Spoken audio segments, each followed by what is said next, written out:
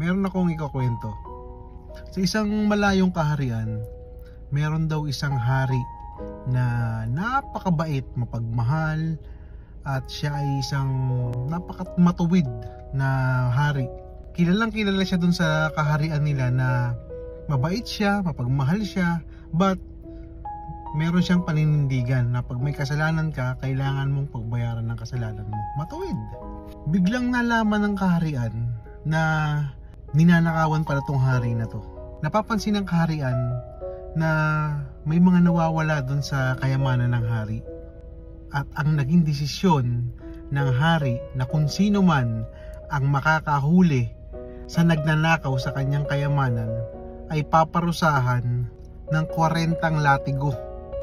Or sabihin natin na parang bitay na yun, mamamatay ka na pagka yun ang natanggap mo na parusa. At biglang nalaman at natuklasan na ang nagnanakaw pala sa yaman ng hari ay ang sarili niyang anak. At nagkaroon ng usap-usapan sa kaharian ang mga tao.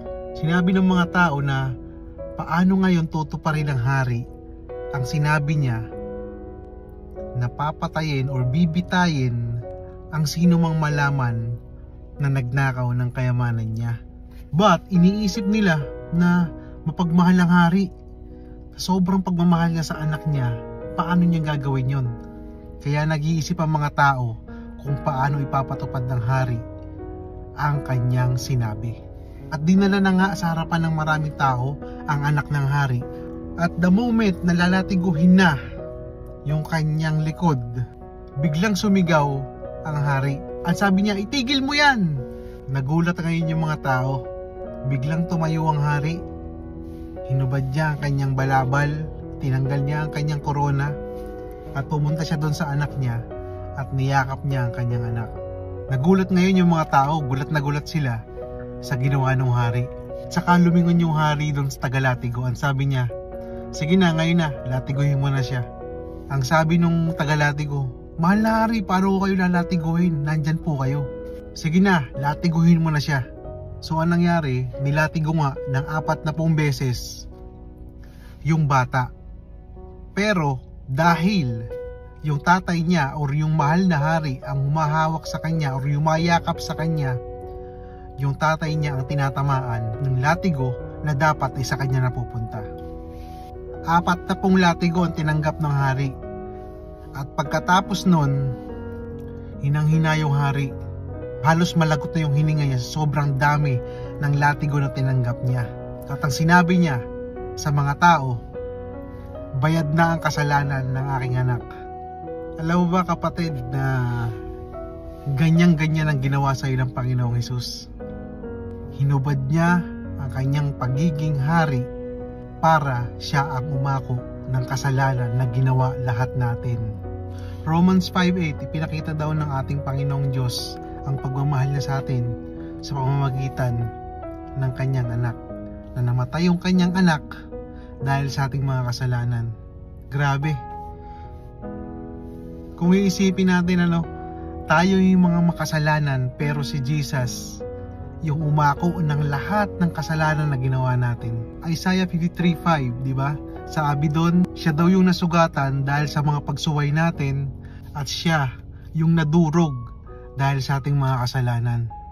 Kapatid, gusto ko lang sabihin na lahat tayo nakagawa tayo ng kasalanan at walang matuwid ni isa sa atin. Ang maganda lang is mayroong Jesus na umako ng lahat ng kasalanan natin. Di ko maisip kung meron ba akong kaibigan na handang ibigay ang buhay niya para sa kasalanan na ginawa ko. Pero merong Jesus na gumawa sa atin na inalay niya ang sarili niyang buhay dahil sa mga kasalanan natin lahat. John 15:13, sabi doon, wala nang higit pa sa pagmamahal ng isang kaibigan na inalay ang kanyang buhay. Si Jesus lang ang gumawa nun. Lahat ng kasalanan na ginawa mo dati at mga magagawa mo pa, lahat yan bayad na.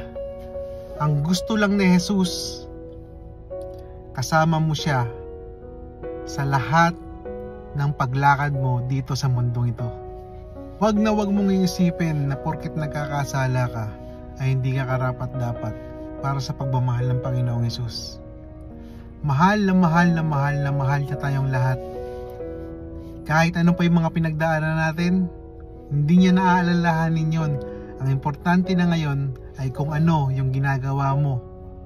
And every time na nagkakasala ka, araw-araw kasi tayo nagkakasala palagi mong iisipin yung ginawa ni Jesus sa krus bago siya palagutan ng hininga.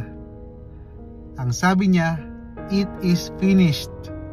Binayaran niya ang lahat ng kasalanan mo para maging matuwid ka at karapat-dapat ka sa mata ng Diyos. Palagi mong iisipin, kapatid, kung gaanong kaimportante yung ginawa ni Jesus Christ sa buhay mo. John 3:16, "For God so loved the world that He gave His only begotten Son, at kung sino man daw ang maniniwala sa Kanya ay magkakaroon ng buhay na walang hanggan at hindi mapapahamak." Kaya kapatid, lagi mo tatandaan, Jesus is the best. God bless.